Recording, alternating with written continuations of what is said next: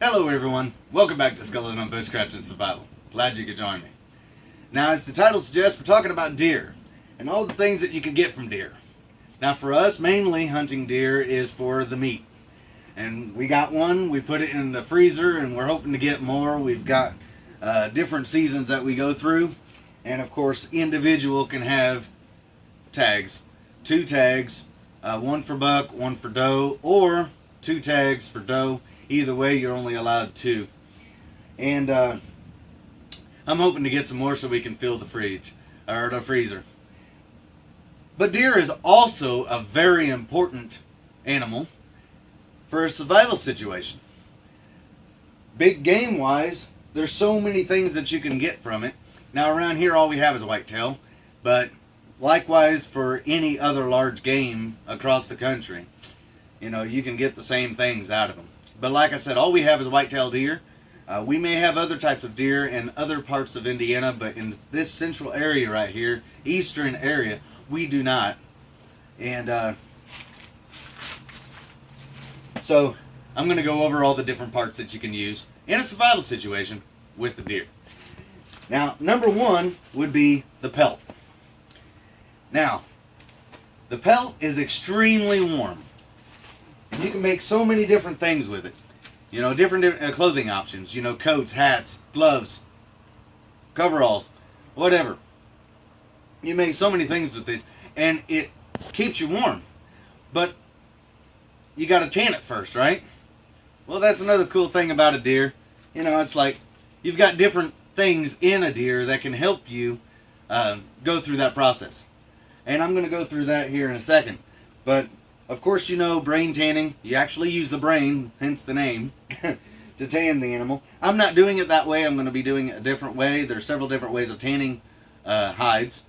And I'm going to do it different. I don't have the brain and stuff. And it's just, it's a 13 to 14 step process, depending if you want to do that one step in between or not. And I've done it once, and that was enough for me that if I can find an easier way, I'm going to. And I've done it with fur on and fur off, the traditional way. I can do it if I have to, but if I don't have to, I'm going to do it the easy way, so that's what I'm going to do.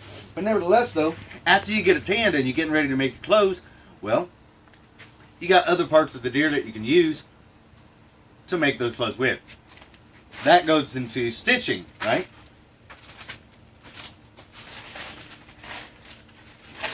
This right here in my hand is the sinew. Alright, sinew. Now this is the sinew. It comes from the lower part of the leg, right here. And once this hardens, dries out, then it of course can be processed and make cordage out of it. String. Very strong. I haven't seen too many things stronger than sinew. And longer lasting. So you can use this right here for the thread. Also, in the ankle bone here, there's actually a bone in it that you can get out of it that is used as a needle. The needle bone.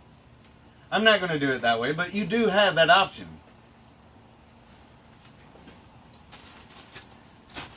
So now you've got your needle and thread. You also have, or need, for holding that hide together while you sew it. And that's where the glue comes in. Now, this is where it kind of gets, I've got to explain things, because I've said it before. Hide glue. You can get hide glue from several different parts of the animal, not just the hide. Of course, hide glue, hence the name hide. It actually comes from the hide. So I've got me a piece here of hide, come from the leg area, and I'm just letting it dry out with hair on. When it gets dried out and stuff like that, I can use this to make hide glue. Hide glue, right? But there's other parts that you can make glue from. This is the knee And of course I've cut the hoof off. All of this, including the hoof, minus the black part of the hoof, you can make glue from. Also,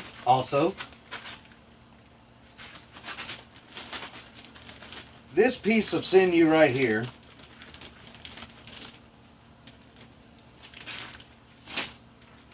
as you can see, there's an outer covering. You got the sinew right here in this outer covering. This is the sinew part. This is the sheath that holds the sinew, the tenon, and this part right here can be used to make glue.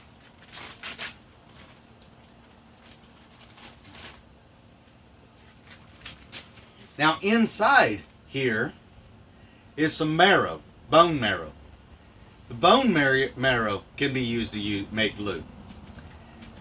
Now the hoof area, this gets onto another one, because now you got the stuff to make the glue from, and now you're needing the oil to help preserve the hide. After it's all said and done with, you need some neat's foot oil, right? Neat's. I always call it neat's foot oil because it does the exact same thing as neat's foot oil. Everybody knows that neat's stands for cattle. So no, you can't make cattle foot oil with deer hoofs. But you can get oil from it. You can stick the entire thing in there, hoof and all, minus the black part. You can take the black part off with hot water and make rattles out of those. But nevertheless, you put this whole thing in there and it will actually rise to the top, oil. And you can skim off that oil, and it's used for the same thing, so I called it neat's foot oil. But nevertheless though, also from the hoof area, you can get gelatin. That is where it comes from. It comes from the fatty tissues inside the hoof area. And you boil that up and you can get the gelatin out of it. You can eat it, and it's very healthy for you. In colder climates especially, because it's fats, right? But you use it for other things as well. Jello, gelatin. That's where it comes from. I hope I didn't ruin anybody's day. It normally comes from cattle, but it's the same thing.